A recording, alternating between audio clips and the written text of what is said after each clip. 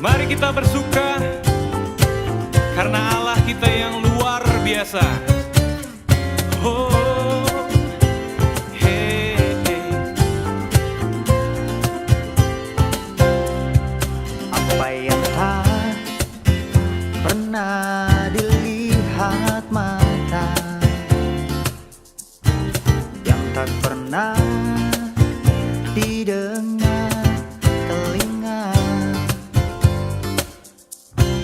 yang tak pernah timbul di dalam hati, semua disediakannya bagi yang mengasihi Dia. Allah sanggup melakukan segala perkara, dulu, sekarang, dan selamanya. Kuasanya tidak berubah. Allah sanggup melakukan segala perkara, dulu, sekarang, dan selamanya. Kuasanya tak berubah.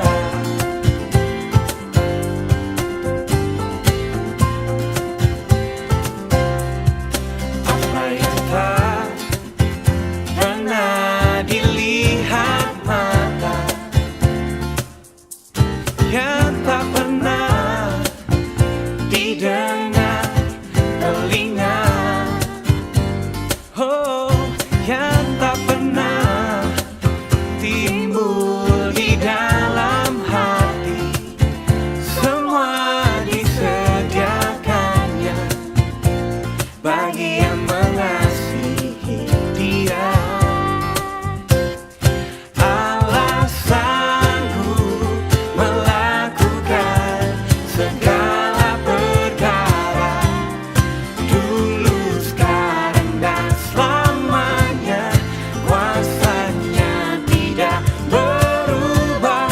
Allah sanggup melakukan segala perkara, dulu, sekarang, dan selamanya. Kuasanya tak berubah. Mari kita bersuka karena Tuhan kita. Oh, oh, oh, oh, oh. Allah sanggup melakukan segala perkara, dulu, sekarang, dan selamanya. Kuasanya tidak berubah. Allah sanggup melakukan segala perkara, dulu, sekarang, dan selamanya. Kuasanya tak berubah. Oh, Allah sanggup melakukan segala perkara, dulu, sekarang, dan selamanya. Kuasanya tidak berubah. Allah sanggup melakukan segala perkara, dulu, sekarang, dan selamanya. Kuasanya tak berubah. Dulu, sekarang, dan selamanya. Kuasanya tak berubah. Dulu, sekarang, dan selamanya. Kuasanya tak berubah.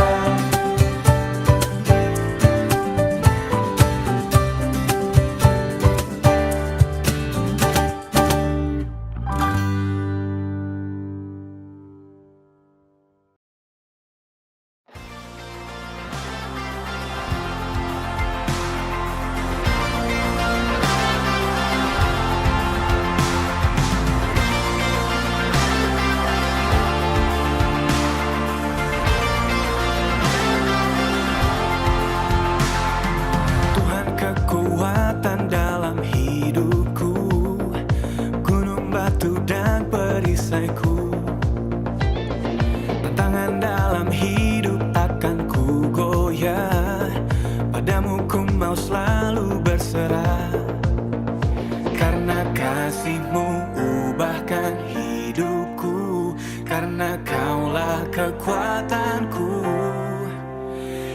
Yesus kaulah penuntunku, janji-Mu ku pegang, firman-Mu Tuhan.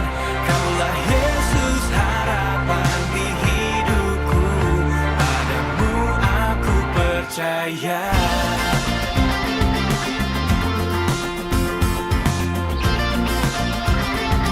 Dunia bersuara takkan ku goyah, padamu ku mau selalu berserah.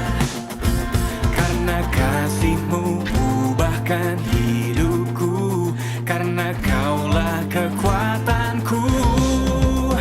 Yesus kaulah penuntunku, janji-Mu ku pegang, firman-Mu Tuhan. Kaulah Yesus harapan di hidupku, padamu aku percaya.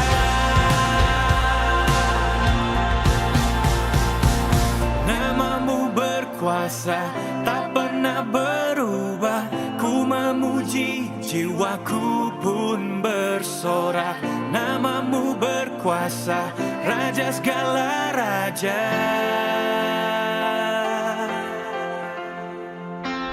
Nama-Mu berkuasa, tak pernah berubah.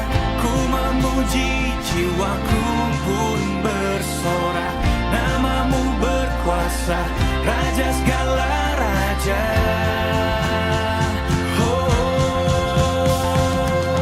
Nama-Mu berkuasa, tak pernah berubah. Ku memuji, jiwaku pun bersorak. Nama-Mu berkuasa, Raja segala raja. Yesus kaulah penuntunku, janji-Mu ku pegang, firman-Mu Tuhan. Kaulah Yesus harapan di hidupku, padamu aku percaya. Oh, Yesus kaulah penuntunku, janji-Mu ku pegang, firman-Mu Tuhan. Kaulah Yesus harapan di hidupku, padamu aku percaya. Penuntunku, janji-Mu ku pegang, firman-Mu Tuhan.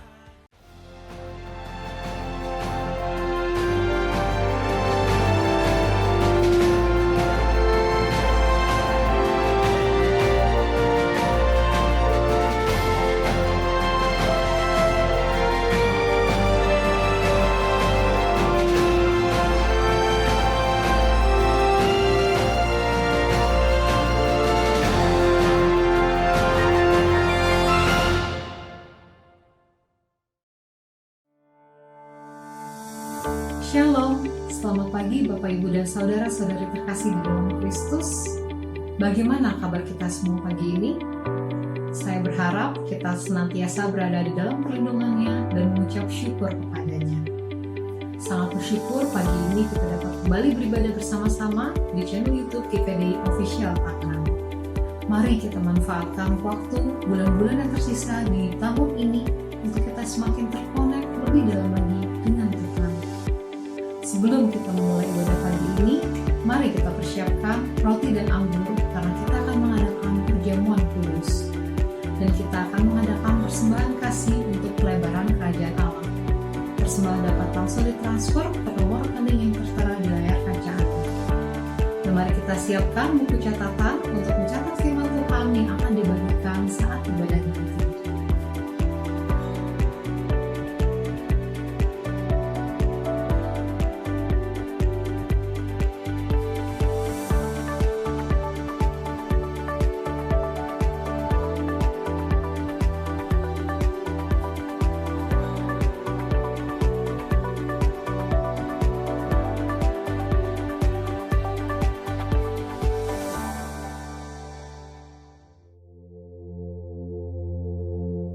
Sebelum memulai ibadah kita pagi ini, saya akan membacakan sebuah mazmur untuk kita semua.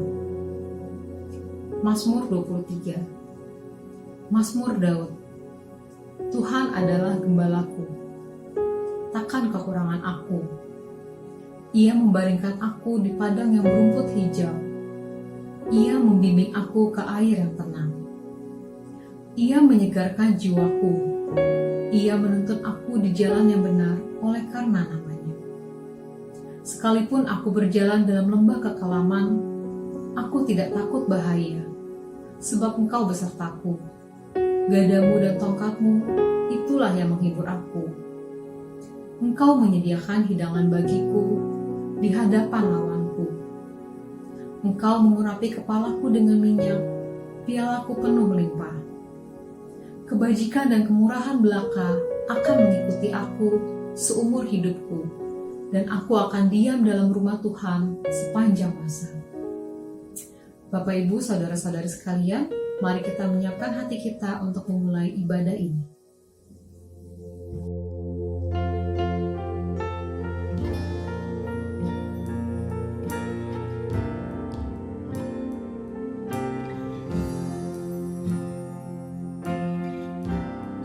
Kuasa-Mu terlebih besar, Tuhanku terlebih besar. Tak pernah terlambat janji-Mu ya Tuhan, menolong hidupku. Kuasa-Mu terlebih besar, Tuhanku terlebih besar. Tak pernah terlambat janji-Mu ya Tuhan, pulihkan hidupku.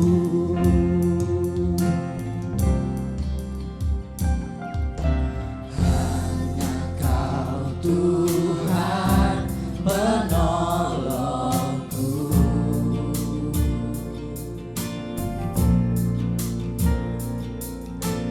yang selalu setia bersamaku.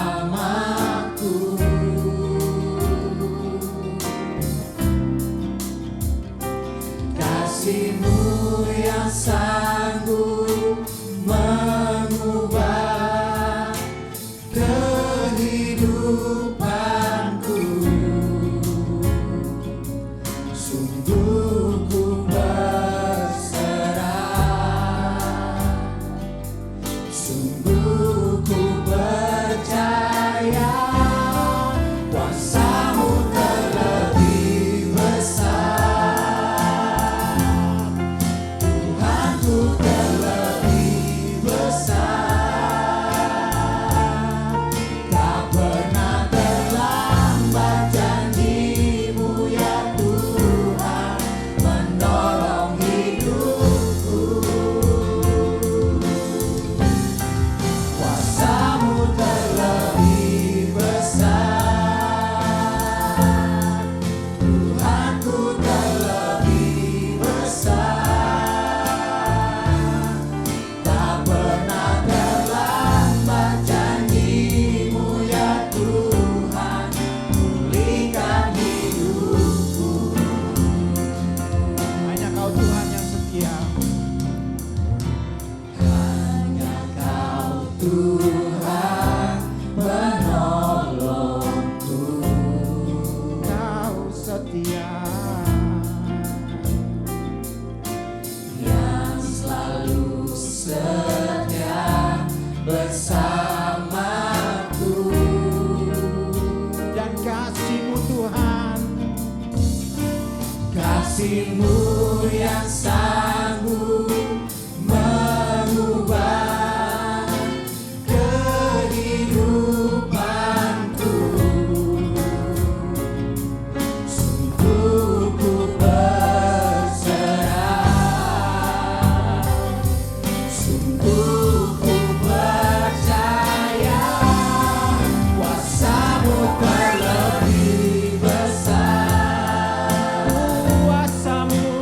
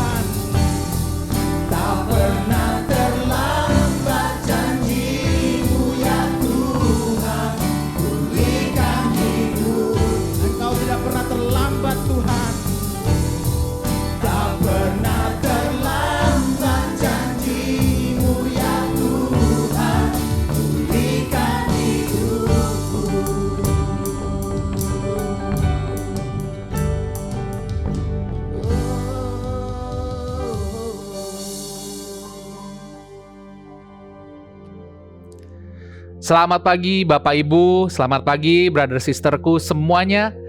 Bersyukur sekali kalau di pagi hari ini kita bisa sama-sama berkumpul lagi, kita sama-sama memuji Tuhan, meskipun dari rumah kita masing-masing, tapi kita tetap bersyukur bahwa Tuhan masih terus memberikan kesempatan untuk kita bisa sama-sama berkumpul, beribadah, dan memuji Tuhan bersama-sama. Tema kita pagi hari ini masih sama, ini adalah minggu yang ketiga di bulan September, Increasing Measure, yang diambil dari buku 2 Petrus 1, ayat yang ke-8. Sebelum kita mulai mendengarkan firman Tuhan, mari sama-sama kita rendahkan hati kita dan kita berdoa kepada Tuhan. Bapa di surga, selamat pagi Bapa. Tuhan, terima kasih kalau di pagi hari ini Tuhan, Engkau masih berikan kesempatan Tuhan untuk kami boleh bangun dari tidur kami Tuhan. Terima kasih Tuhan bahwa dengan segala pergumulan Tuhan yang mungkin banyak terjadi di sana-sini Tuhan, tapi Engkau masih terus Tuhan, masih tetap mengasihi kami Tuhan. Kami percaya Tuhan, di balik semua pergumulan itu Engkau masih tetap pegang kendali. Dan hari ini kami bersyukur Tuhan, kalau pagi ini kami boleh Tuhan sama-sama Tuhan, kami mau diingatkan lagi, kami mau disegarkan lagi, kami mau belajar lagi dari firman-Mu Tuhan. Tuhan, kiranya Engkau urapi Tuhan, hamba-Mu ini akan membawakan firman-Mu pagi hari ini Tuhan. Agar kiranya apa yang saya katakan Tuhan bisa sesuai dengan kebenaran firman-Mu. Kau juga urapi Tuhan agar kiranya jemaat Tuhan, Kau berikan hati yang lembut Tuhan. Agar mereka memiliki hati yang juga siap menerima firman-Mu Tuhan. Agar setiap firman yang dibagikan pagi hari ini Tuhan bisa tumbuh dengan subur di dalam hati kami. Terima kasih Bapa di surga, hanya di dalam nama-Mu kami berdoa dan mengucap syukur. Amin. Ya, jadi masih sama ya, di pagi hari ini kita akan sekali lagi belajar dari suratnya Rasul Petrus. Ya, dari surat 2 Petrus. Pasal yang pertama, gak banyak sebenarnya ya, pasal pertama sampai pasal ketiga. Hanya ada 3 pasal aja. Suratnya surat pendek dan surat yang sangat singkat. Dan ini adalah surat terakhirnya Rasul Petrus sebelum dia kemudian mati martir ya. Tapi apa yang kita lihat dari surat ini? Kita bisa belajar bahwa melalui surat 2 Petrus ini, Petrus itu ingin memberikan dorongan agar jemaat itu bisa terus bertumbuh. Dan juga ada peringatan ya untuk berhati-hati karena ada pengajar-pengajar palsu. Ada ajaran-ajaran yang sesat di dalam jemaat. Dan Rasul Petrus mengencourage untuk setiap jemaat itu bisa bertumbuh di dalam kasih karunia-Nya Tuhan. Kita bisa lihat ya tentang kasih karunia ini. Ini menarik karena apa? Surat ini itu diawali dengan kata-kata untuk mendoakan agar jemaat itu bisa memiliki kasih karunia yang berlimpah. Kita buka ya. Di 2 Petrus 1, saya akan bacakan 2 Petrus 1 ayat yang pertama sampai yang kedua. Dari Simon Petrus, hamba dan rasul Yesus Kristus, kepada mereka yang bersama-sama dengan kami memperoleh iman oleh karena keadilan Allah dan juru selamat kita Yesus Kristus. Kasih karunia dan damai sejahtera melimpahi kamu oleh pengenalan akan Allah dan akan Yesus Tuhan kita. Nah, jadi di pasal yang pertama ini, Petrus mendoakan agar jemaat bisa punya kasih karunia yang berlimpah. Sekarang kita lihat penutupan dari surat Petrus yang terakhir ini. Ya, kita lihat di 2 Petrus pasal yang ketiga, ayat yang ke-17 saya akan bacakan. Tetapi kamu, saudara-saudaraku yang kekasih, kamu telah mengetahui hal ini sebelumnya. Karena itu waspadalah, supaya kamu jangan terseret ke dalam kesesatan orang-orang yang tak mengenal hukum, dan jangan kehilangan peganganmu yang teguh. Ayat yang ke-18, tetapi bertumbuhlah dalam kasih karunia dan dalam pengenalan akan Tuhan dan Juru Selamat kita, Yesus Kristus. Baginya kemuliaan sekarang dan selama-lamanya. Amin. Nah, ini jadi menarik. Ketika saya baca surat Petrus ini, saya jadi sangat tertarik dengan apa sih kasih karunia itu? Kenapa di situ dibilang bahwa kasih karunia itu bisa bertumbuh? Kalau pemahaman saya dulu, kasih karunia adalah pemberian dari Tuhan. Tapi di sini Rasul Petrus bilang bahwa kita bisa bertumbuh di dalam kasih karunia. Bahkan kita bisa punya kasih karunia Tuhan secara berlimpah-limpah. Apa maksudnya ya? Nah, ini adalah poin saya yang pertama, yaitu grace, kasih karunia. Saya mau ajak kita untuk melihat lebih dalam lagi tentang kasih karunia, mari kita buka di buku Lukas pasal yang ke-7. Kita belajar bersama-sama dari Simon, orang Farisi, dan juga dari perempuan berdosa. Saya akan bacakan, mulai dari ayat yang ke-36. Seorang Farisi mengundang Yesus untuk datang makan di rumahnya. Yesus datang ke rumah orang Farisi itu, lalu duduk makan. Di kota itu ada seorang perempuan yang terkenal sebagai seorang berdosa. Ketika perempuan itu mendengar bahwa Yesus sedang makan di rumah orang Farisi itu, datanglah ia membawa sebuah buli-buli pualam berisi minyak wangi. Sambil menangis, ia pergi berdiri di belakang Yesus dekat kakinya, lalu membasahi kakinya itu dengan air matanya dan menyekanya dengan rambutnya. Kemudian, ia mencium kakinya dan meminyakinya dengan minyak wangi itu. Ketika orang Farisi yang mengundang Yesus melihat hal itu, ia berkata dalam hatinya, "Jika ia ini nabi, tentu ia tahu siapakah dan orang apakah perempuan yang menjamahnya ini. Tentu ia tahu bahwa perempuan itu adalah seorang berdosa." Lalu Yesus berkata kepadanya, "Simon, ada yang hendak kukatakan kepadamu."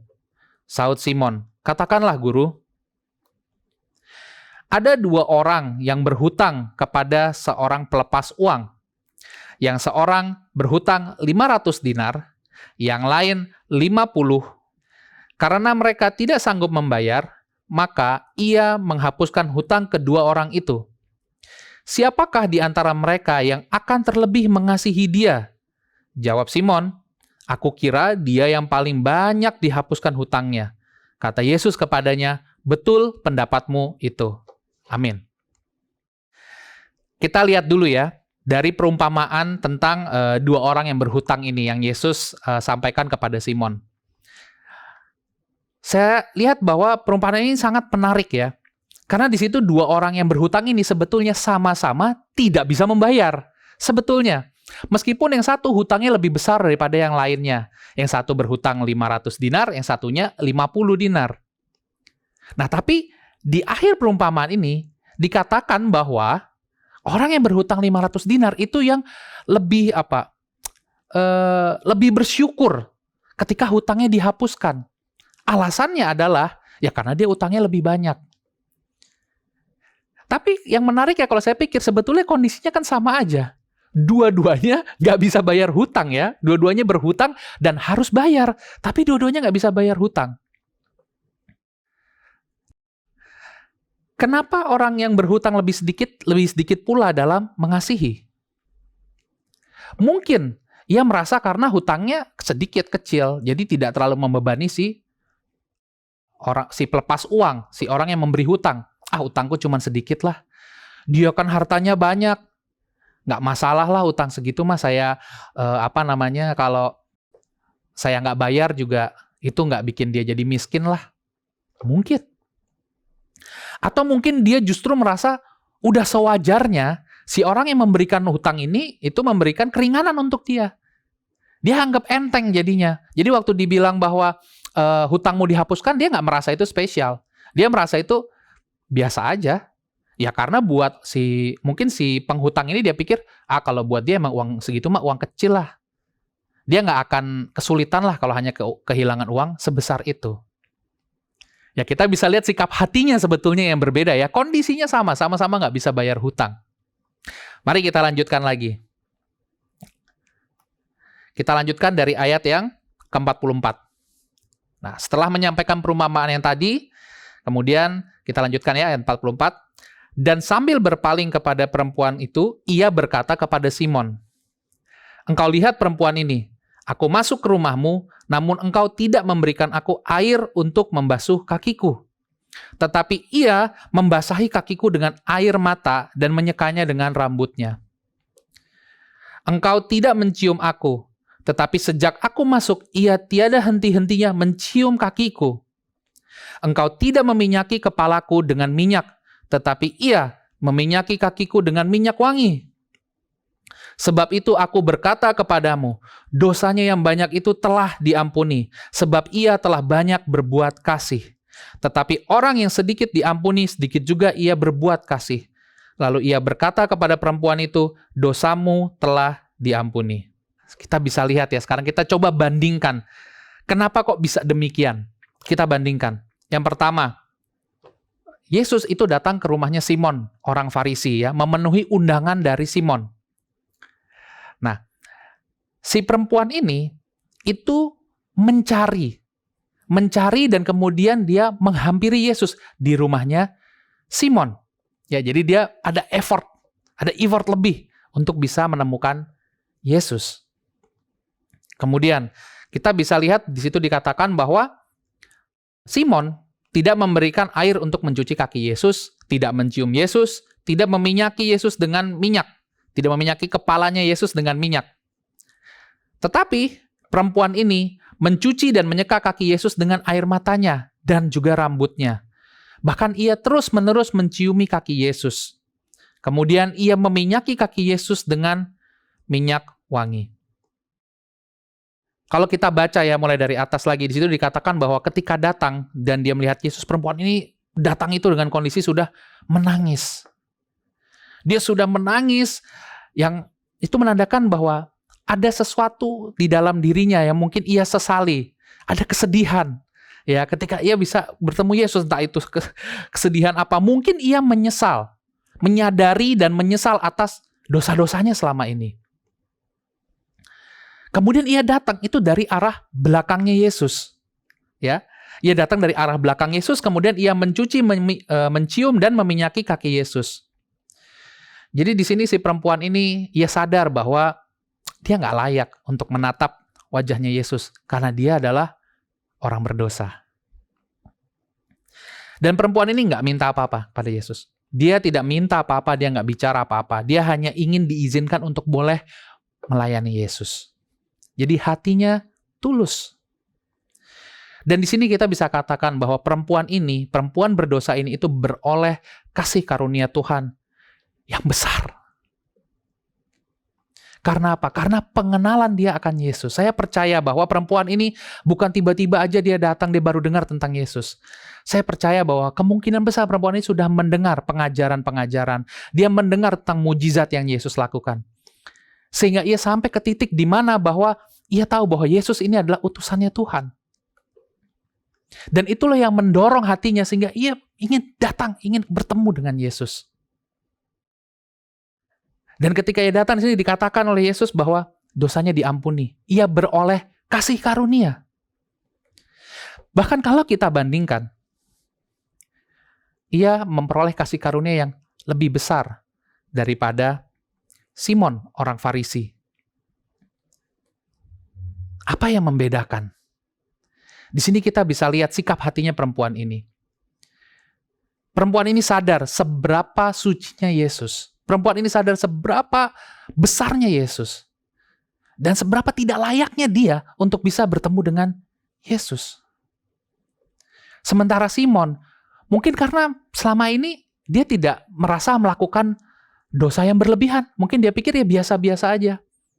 Jadi ketika dia melihat Yesus, mungkin dia pikir ya ini adalah seorang pengajar, seorang guru yang lagi naik daun. Dan kebetulan juga pengajaran-pengajarannya bagus. Sehingga dia undanglah Yesus untuk datang ke rumahnya. Dan Yesus datang memenuhi panggilannya Simon. Sehingga kita tidak bisa katakan bahwa Tuhan tidak adil. Tuhan adil. Tapi karena Simon tidak melihat Yesus sebagaimana cara perempuan berdosa ini melihat Yesus, ia menerima kasih karunia. Dia hanya bisa mengerti kasih karunia-Nya itu dalam skup yang lebih kecil. Dalam skup yang terbatas. Jadi dari sini kita bisa tahu bahwa seberapa besar kasih karunia yang kita terima, itu sangat bergantung pada seberapa besar pengenalan kita akan kesuciannya Tuhan, kebesarannya Tuhan. Karena sebetulnya Tuhan memberikan kasih karunia kepada semua orang. Tuhan memberikannya dengan sangat berlimpah untuk semua orang. Tetapi tidak semua orang menerima kasih karunia itu. Karena tidak semua orang mau atau mungkin belum mengenal Tuhan dengan baik. Jadi di sini kita bisa simpulkan bahwa Seberapa besar kasih karunia yang kita terima dari Tuhan itu sangat bergantung dengan pengenalan kita akan Tuhan. Kalau kita melihat Tuhan hanya sebatas Tuhan itu adalah Tuhan, ya dia yang akan nanti menentukan siapa yang masuk surga dan siapa yang masuk neraka. Dan dia sudah mati di kayu salib. Kalau saya percaya sama dia, saya akan masuk surga. Hanya sebatas itu pengenalan kita, maka itu kasih karunia kita akan sangat minim sekali, karena Tuhan berikan lebih dari itu semua. Jadi pengenalan akan Tuhan seperti apa sih yang perlu kita miliki agar kita bisa beroleh kasih karunia yang lebih besar lagi, kita bisa bertumbuh di dalam kasih karunia. Kalau kita baca di Yakobus 2 ayat yang ke-19, ya di situ dikatakan, engkau percaya bahwa hanya ada satu Allah saja, itu baik. Tetapi setan-setan pun juga percaya akan hal itu dan mereka gemetar. Ya, ini sama seperti yang tadi saya ceritakan bahwa nggak cukup. Hanya mengakui, mengetahui, mengenal bahwa Tuhan adalah Tuhan. Bahwa Tuhan itu cuma ada satu. Iblis pun tahu akan hal itu dan mereka gemetar. Tidak cukup. Mari kita baca di 2 Petrus 1 lagi. Kita lanjutkan ya. Kita baca mulai dari ayat yang ke-5. Justru karena itu kamu harus dengan sungguh-sungguh berusaha untuk menambahkan kepada imanmu kebajikan, dan kepada kebajikan pengetahuan, dan kepada pengetahuan penguasaan diri, kepada penguasaan diri ketekunan, dan kepada ketekunan kesalehan, dan kepada kesalehan kasih akan saudara-saudara, dan kepada kasih akan saudara-saudara kasih akan semua orang. Sebab apabila semuanya itu ada padamu dengan berlimpah-limpah, kamu akan dibuatnya menjadi giat dan berhasil dalam pengenalanmu akan Yesus Kristus Tuhan kita. Amin.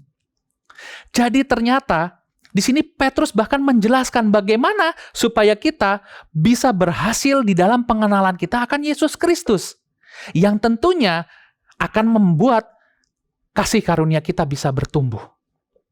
Kita bisa memiliki kasih karunia yang bertumbuh dan berlimpah-limpah. Dan ini adalah poin saya yang kedua, yaitu gracious. Saya mau share sedikit tentang anak saya ya. Tahun ini anak saya sudah masuk SMP kelas 1 ya, sekarang dia kelas 7. Jadi dia sudah mulai beribadah bersama-sama dengan kami. Anak kami yang pertama ini ya, itu sudah mulai beribadah bersama-sama. Udah nggak di KKK lagi. Dan anak saya ini adalah anaknya itu kinestetik ya. Jadi kalau dia lagi ulangan aja, dia lagi belajar gitu pelajaran, itu nggak bisa duduk diam.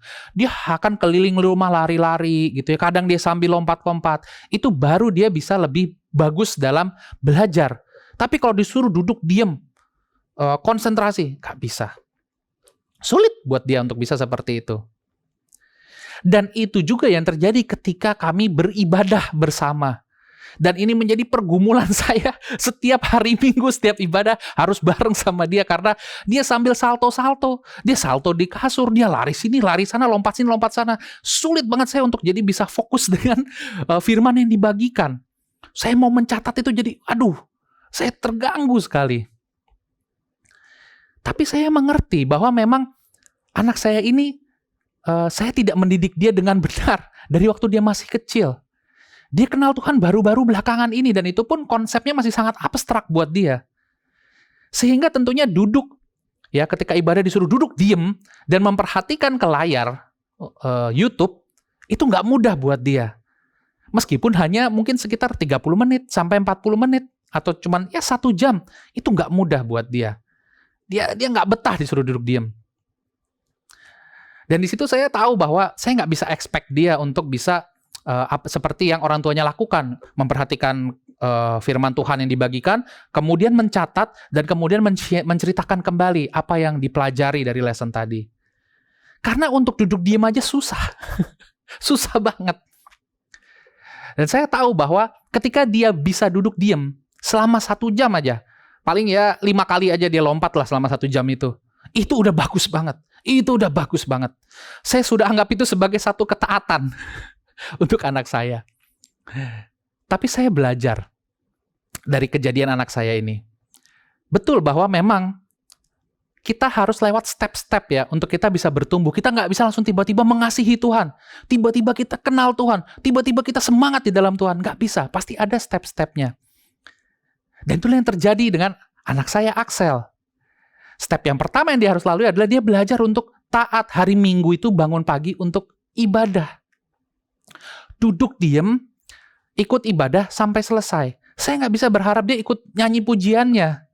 Ya, belum bisa. Hanya duduk diam dan taat. Dan ketika Axel berhasil lakukan itu, saya akan puji dia.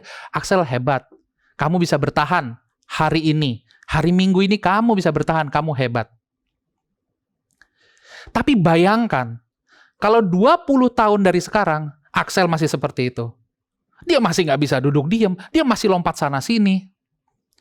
Masih nggak bisa ikut ibadah. Masih tidak ikut pujian. Tidak mencatat firman yang dibagikan. Tentu sebagai orang tuanya saya kecewa. Karena saya berharap dia harusnya bisa bertumbuh. Tapi kalau Axel tidak bertumbuh, tentu yang ada di pikiran dia adalah, loh kan aku udah duduk diam, aku udah taat, sesuai yang papa minta. Nah, karena hanya itu pemahaman dia untuk taat. Saya mau ajak kita untuk kita lihat lagi ke dalam diri kita. Selama ini kita jadi murid Yesus itu, apa yang ada di pikiran kita? Taatkah? Apakah sekedar kita taat, waktunya PDA, waktunya PDG, setiap hari harus saat teduh? Karena bangun paginya udah kesiangan, susah saat teduh pagi, saat teduhnya malam. Tapi sekedar baca dan itu semua jadi rutinitas. Karena kita pikir dengan kita taat itu udah cukup. Apakah kira-kira itu yang Tuhan inginkan dari kita? Kalau kita belajar dari surat Petrus ini, dan tentunya kita pasti setuju, bukan itu yang Tuhan inginkan. Tuhan ingin kita untuk bertumbuh. Tuhan ingin kita untuk bisa masuk ke level-level selanjutnya lagi. Kita lihat di sini ya. Di sini dikatakan bahwa ayat kelima, justru karena itu kamu harus dengan sungguh-sungguh berusaha untuk menambahkan kepada imanmu kebajikan. Berapa banyak orang Kristen yang berkata seperti ini? Yang penting saya sudah berbuat baik. Intinya menjadi orang Kristen itu adalah berbuat baik, punya moral yang baik. Kalau kita lihat apa yang dikatakan Petrus itu baru level paling rendah yang pertama. Kebajikan, berbuat baik, niat baik, itu level paling rendahnya. Itu baru yang pertama setelah iman. Dia bilang tambahkan kepada imanmu kebajikan. Kemudian apa lagi? Setelah kebajikan dia bilang lagi, tambahkan kepada kebajikan pengetahuan. Sekarang berapa banyak lagi kita di dalam hati kita yang ketika ada seorang yang ingin sharing firman, dia bukakan sebuah perikop atau sebuah buku. Kemudian kita bilang, saya udah hafal buku itu. Saya tahu itu. Itu kan bicara tentang ini. Tahu, saya tahu. Dan kita ngerasa kita udah luar biasa. Jadi nggak perlu datang lagi ke acara diskusi firman. Nggak perlu lagi kita gali lagi tentang firman itu. Kalau kita berkaca dari firman Tuhan, ternyata apa kata Tuhan? Itu baru level yang kedua. Berbuat baik dan pengetahuan akan firman. Itu masih rendah ternyata. Ternyata ketika kita mengerti firman Tuhan dengan luar biasa sekalipun, buat Tuhan itu masih level yang itu belum selesai. Masih Tuhan ingin kita terus bertumbuh lagi. Kita bisa lihat apa lanjutannya. Di situ penguasaan diri, ketekunan, kesalehan. Dan yang menariknya, dua yang terakhir. Ya, itu adalah kasih.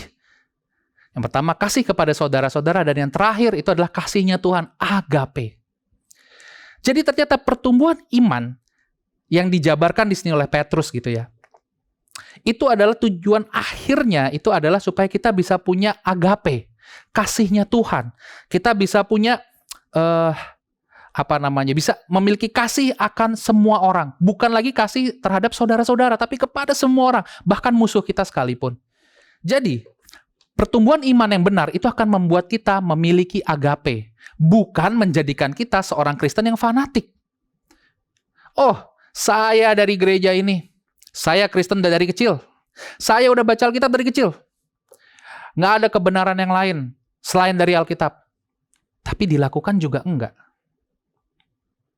Itu namanya fanatik, cinta buta. Karena ternyata agape di sini kalau dijabarkan kita bisa lihat di dalamnya ada apa. Selain ada iman, di situ ada iman yang benar ya kepada Tuhan. Di situ ada kebajikan, ada pengetahuan, ada penguasaan diri. Ada ketekunan, ada kesalehan. Itu semua jadi bukan cinta buta yang Tuhan inginkan. Dan itu yang Tuhan katakan, kasihilah Tuhan Allahmu dengan segenap akal budimu, bahkan dia bilang, dengan segenap jiwamu. Bukan hanya sekedar cinta buta yang Tuhan inginkan. Tapi kenapa endingnya itu di situ dibilang bahwa tujuan akhirnya adalah supaya kita bisa mengasihi semua orang. Kita bisa lihat di buku 1 Yohanes ya, suratnya Rasul Yohanes, ayat yang 8. Saya bacakan, barang siapa tidak mengasihi, ia tidak mengenal Allah, sebab Allah adalah kasih. Ayat yang ke-16, kita telah mengenal dan telah percaya akan kasih Allah kepada kita. Allah adalah kasih. Dan barang siapa berada di dalam kasih, ia tetap berada di dalam Allah dan Allah di dalam dia. Saya mau sharing sedikit. Ketika saya masih kecil ya, ketika saya seusia anak saya pada saat itu, saya merasa saya sudah tahu tentang arti kehidupan ini. Saya sudah punya keinginan, saya punya kemauan, dan saya punya cita-cita yang ingin saya capai. Dan saya pikir itu semua udah benar. Dan saya selalu merasa bahwa orang tua saya ini menghalang-halangi kesenangan saya. Saya merasa orang tua saya ini nggak ngertiin saya dan tidak mengasihi saya. Itu yang saya pikir ketika saya kecil. Namun kemudian, ketika saya beranjak dewasa, dan akhirnya saya menjadi orang tua, saya baru paham bahwa ternyata dulu apa yang dulu saya pikirkan itu semuanya, itu salah. Itu berbahaya. Bahkan terbukti menghancurkan hidup saya. Dan itu semua berawal kapan? Ya pada saat saya masuk SMP pada saat itu. Pada saat saya merasa bahwa saya udah tahu semuanya. Ternyata itu justru titik mulanya kehancuran masa muda saya. Apa yang mau saya sampaikan? Jadi di sini, ini sebetulnya menjelaskan kenapa pertumbuhan iman yang benar itu membawa kita kepada agape. Makanya Petrus bilang ya tadi, di ayat yang ke-8, dibilang seperti ini. Sebab apabila semuanya itu ada padamu dengan berlimpah-limpah, kamu akan dibuatnya menjadi giat dan berhasil dalam pengenalanmu akan Yesus Kristus Tuhan kita. Karena apa? Kalau kita terus bertumbuh di dalam kasih kita akan mengerti kasihnya Tuhan yang begitu besar. Kita akan mengerti seberapa besar Tuhan sudah mengasihi kita. Sama seperti dulu. Sebelum saya jadi orang tua, saya nggak ngerti. Orang tua saya itu mengasihi saya seperti apa. Namun saya bersyukur. Saya bisa bertemu dengan murid Yesus. Saya diinjili, saya belajar kebenaran, saya belajar tentang kasih. Dan pelan-pelan saya mulai melihat dan bisa merasakan kasih orang tua saya. Bahwa ternyata orang tua saya mengasihi saya selama ini. Dan lebih dari itu, bahkan saya melihat bahwa ternyata Tuhan mengasihi saya. Tapi saya sadar, sampai hari ini pun, saya masih harus banyak bertumbuh dalam hal mengasihi. Banyak sekali. Dan itu membuat saya sadar secara penuh bahwa kasih Tuhan kepada saya itu masih jauh lebih besar dari apa yang saat ini sudah saya mengerti. Tuhan masih punya kasih yang jauh lebih dalam lagi kepada saya. Yang sampai saat ini mungkin saya masih belum paham. Karena saya belum sampai ke level itu. Kasihnya Tuhan atau agape kalau bahasa Yunaninya. Kalau di dalam versi King James itu diterjemahkan sebagai charity. Ya. Atau amal. Jadi bisa diartikan bahwa kasihnya Tuhan itu adalah kasih yang dia memberikan kepada orang. Bukan timbal balik, tapi dia kasih. Mau orang jahat, mau enggak, dia pancarkan kasih. Itulah agapenya Tuhan. Dan Tuhan encourage kita, mengexpect kita sebetulnya, untuk kita bisa terus bertumbuh, sehingga kita bisa memiliki kasih agape Tuhan ini. Namun, kalau kita sampai sekarang masih terus berfokus kepada diri kita sendiri, kita akan sulit bertumbuh di dalam kasih. Karena apa? Karena kasih itu charity, amal. Kasih itu memberi. Ya, mungkin kalau versi lucunya ginilah. Love, bahasa Inggris, diartikan ke Indonesia itu kan kasih gitu ya. Kan bukan terima. Jadi sudah jelas bahwa kasih itu memberi, bukan menerima. Kasih ya ngasih gitu. Ya, itu gampangnya. Jadi, kalau kita masih terus fokusnya ke diri kita fokusnya ke ego kita, ke keinginan kita, sulit kita untuk bisa bertumbuh di dalam kasih. Dan ketika kita bertumbuh di dalam kasih kita, sesungguhnya kita akan semakin bertumbuh di dalam pengenalan kita akan Tuhan. Dan ketika kita bertumbuh di dalam pengenalan kita akan Tuhan, kita akan menerima, kita juga akan bertumbuh di dalam kasih karunia-Nya Tuhan. Karena kita jadi bisa lebih merasakan lagi seberapa besar, seberapa dalam kasih karunia Tuhan yang sudah Ia berikan kepada kita sesungguhnya. Mari kita lihat di Roma 8. Saya akan bacakan Roma 8 ayat yang ke-28. Kita tahu sekarang bahwa Allah turut bekerja dalam segala sesuatu untuk mendatangkan kebaikan bagi mereka yang mengasihi Dia, yaitu bagi mereka yang terpanggil sesuai dengan rencana Allah. Sebab semua orang yang dipilihnya dari semula, mereka juga ditentukannya dari semula untuk menjadi serupa dengan gambaran anaknya, supaya Ia, anaknya itu, menjadi yang sulung di antara banyak saudara. Ketika kita bertumbuh di dalam kasih kita akan menjadi semakin serupa dengan Yesus atau semakin serupa dengan Tuhan. Apa artinya? Artinya kita menjadi ciptaan baru. Namun ciptaan baru yang sesuai dengan kodrat awal kita.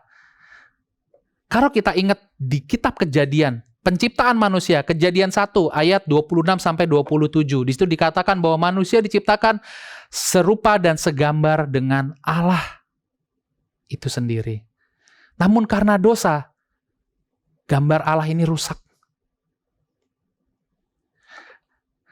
Dan kita hari ini sebagai murid-murid Yesus, tujuan kita adalah supaya kita bisa menjadi serupa dengan Yesus.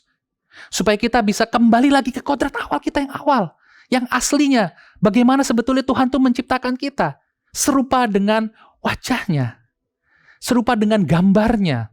Itulah seharusnya manusia. Sehingga kita tahu bahwa kalau kita lanjutkan ya di 2 Petrus 1 ini, kita bisa temukan di ayat ke-9-nya, dikatakan seperti ini. Tetapi barang siapa tidak memiliki semuanya itu, apa maksudnya tidak memiliki semuanya itu? Yang tadi, pertumbuhan yang tadi. Barang siapa tidak bertumbuh, itu artinya ya. Saya ulang lagi, 2 Petrus 1 ayat 9. Tetapi barang siapa tidak memiliki semuanya itu, ia menjadi buta dan picik. Karena ia lupa bahwa dosa-dosanya yang dahulu telah dihapuskan. Jadi ketika kita ambil keputusan menjadi murid Tuhan, bertumbuh, itu adalah suatu keharusan. Kita harus bertumbuh. Ketika kita mengambil keputusan menjadi murid Yesus, kita harusnya sadar bahwa sekarang kita sudah dituntut, kita harus siap untuk mulai belajar mengasihi orang lain. Dan bukan lagi menuntut untuk kita terus dikasihi oleh lingkungan sekitar kita. Bukan karena kita tidak layak untuk dikasihi oleh lingkungan sekitar kita. Bukan karena kita tidak berhak mendapatkan kasih. Tapi justru karena kita berkelimpahan kasih karunia Tuhan. Justru karena kita semakin mengenal Tuhan, sehingga kita semakin kepenuhan kasih karunia-Nya Tuhan. Sehingga kasih karunia itu terus melimpah dan melimpah. Dan itulah gracious. Jadi hari ini ada 2 hal yang kita belajar. Yang pertama, kita belajar tentang grace. Ya, yang mengingatkan kita bahwa kasih karunia Tuhan itu begitu besar. Begitu dalam, bahkan saking dalamnya, mungkin kita nggak mengerti. Dan satu-satunya cara untuk bisa mengerti itu semua, kita harus bertumbuh dalam pengenalan kita akan Tuhan. Dan yang kedua, kita belajar tentang gracious, yaitu untuk kita bertumbuh tadi di dalam pengenalan kita akan Tuhan, sehingga kita makin berlimpah kasih karunia Tuhan. Bahkan saking berlimpahnya sampai kasih karunia ini meluap, sehingga kita menjadi saluran kasih karunia untuk orang-orang yang lain. Untuk kita mengasihi orang lain. Saya mau tutup sharing saya pagi hari ini di buku 1 Korintus 15. Saya akan bacakan ya. 1 Korintus pasal yang ke-15 ayat yang ke-9, Paulus katakan, "Karena aku adalah yang paling hina dari semua rasul, bahkan tidak layak disebut rasul, sebab aku telah menganiaya jemaat Allah. Tetapi karena kasih karunia Allah, aku adalah sebagaimana aku ada sekarang. Dan kasih karunia yang dianugerahkannya kepadaku tidak sia-sia. Sebaliknya, aku telah bekerja lebih keras daripada mereka semua, tetapi bukannya aku, melainkan kasih karunia Allah yang menyertai aku. Sebab itu, baik aku maupun mereka, demikianlah kami mengajar, demikianlah kamu menjadi percaya." Amin. Kita tahu bahwa Rasul Paulus melewati begitu banyak pergumulan ketika dia mewartakan Injil. Tapi dari sini kita bisa tahu bahwa ternyata apa yang membuat Paulus punya tenaga untuk bisa lakukan itu semua adalah karena dia bisa menerima kasih karunia Tuhan yang begitu berlimpah. Saya mau mengencourage untuk kita semua. Mari kita terus bertumbuh di dalam iman kita. Mari kita bertumbuh untuk kita bisa mengasihi banyak orang. Karena dengan kita belajar dan bertumbuh di dalam mengasihi orang-orang lain, disitulah kita akan belajar dan mengerti seberapa besar kasih Tuhan kepada kita. Sehingga kita bisa menerima kasih karunia yang jauh lebih besar lagi. Sehingga akhirnya tubuh kita, diri kita itu, hati kita begitu dipenuhi kasih karunia Tuhan. Sehingga itu meluap-luap. Sehingga kita akhirnya menjadi saluran kasih karunia. Saluran kasih karunianya Tuhan untuk orang lain.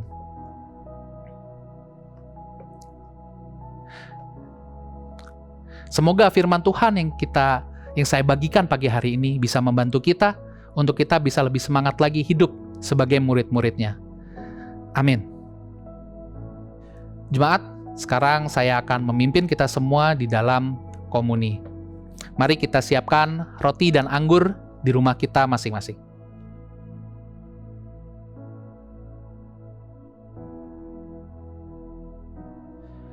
Saya akan bacakan untuk kita dari 1 Korintus 11 ayat yang ke-23. Sebab apa yang telah kuteruskan kepadamu, telah aku terima dari Tuhan, yaitu bahwa Tuhan Yesus pada malam waktu ia diserahkan mengambil roti. Dan sesudah itu ia mengucap syukur atasnya, ia memecah-mecahkannya dan berkata, inilah tubuhku yang diserahkan bagi kamu, perbuatlah ini menjadi peringatan akan aku. Mari kita makan.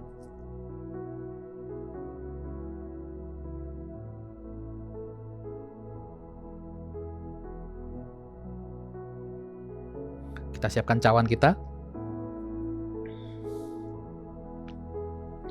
Demikian juga ia mengambil cawan sesudah makan lalu berkata, cawan ini adalah perjanjian baru yang dimateraikan oleh darahku. Perbuatlah ini setiap kali kamu meminumnya menjadi peringatan akan aku.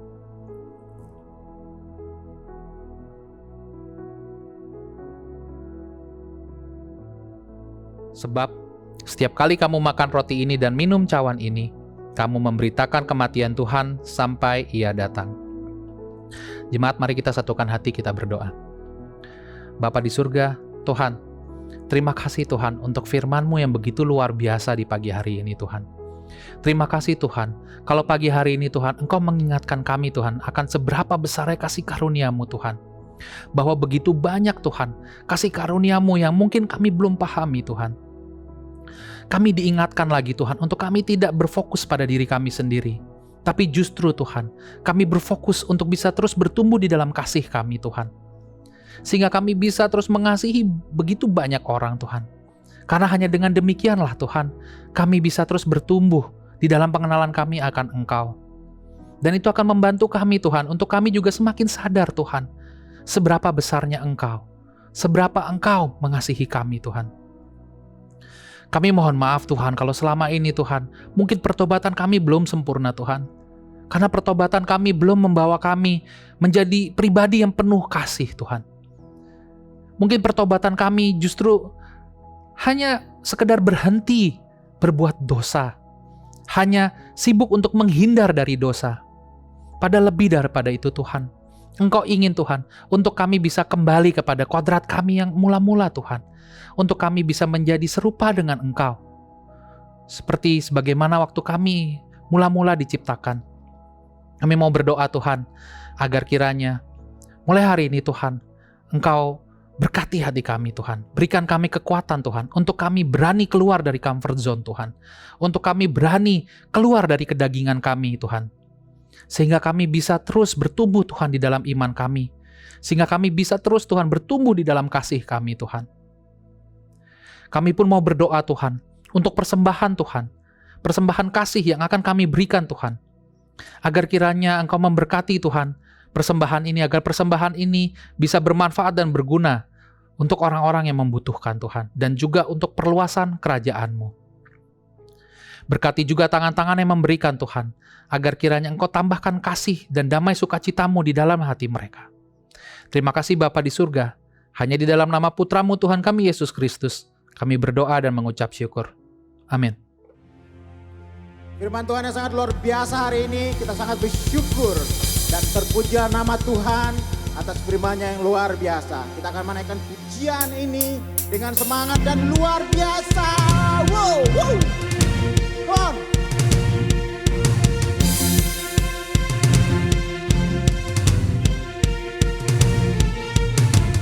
Terpujilah nama-Mu Tuhan,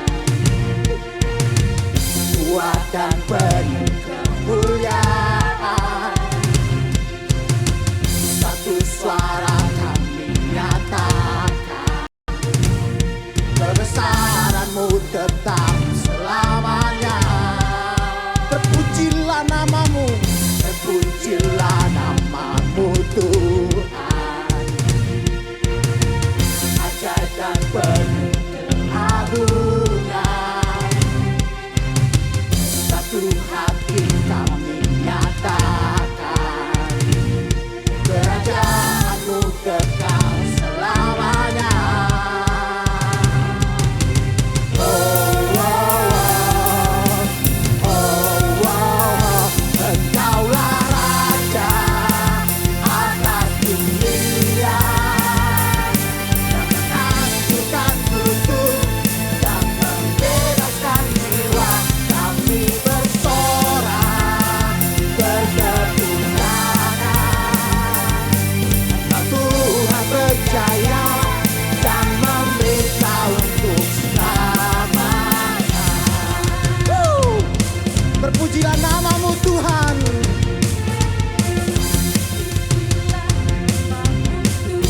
Ajaib dan penuh kemuliaan, ajaib dan penuh keagungan. Satu hati, Tuhan,